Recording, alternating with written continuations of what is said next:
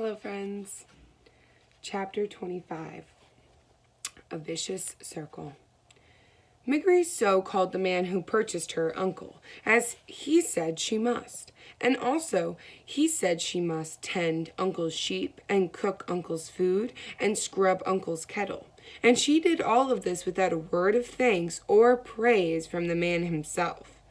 Another unfortunate fact of life with Uncle was that he very much liked giving Mig what he referred to as a good clout to the ear.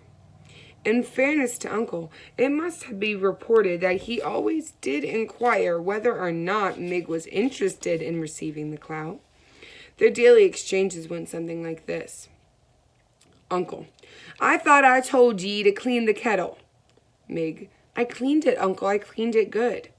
Uncle: Ah, it's filthy. You'll have to be punished, won't ye? Mig: Gore, Uncle, I cleaned the kettle. Uncle: Are ye saying that I'm a liar, girl? Mig: No, Uncle.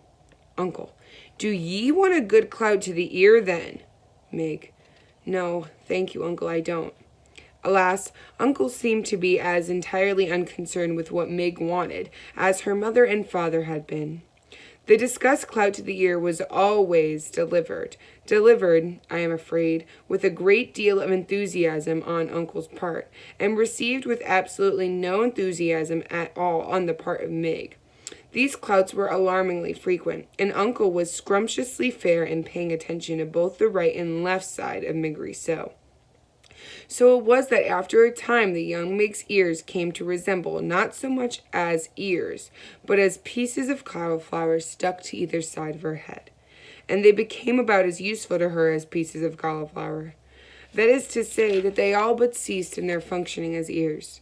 Words, for Mig, lost their sharp edges, and then they lost their edges altogether and became blurry, blankety things that she had a great deal of trouble making any sense of at all. The less Mig heard, the less she understood. The less she understood, the more things she did wrong. And the more things she did wrong, the more clouts to the ears she received, and the less she heard. This is what is known as a vicious circle, and Miggery So is right in the center of it, which is not, reader, where anyone would want to be. But then, as you know, what Miggery So wanted had never been much concern to anyone.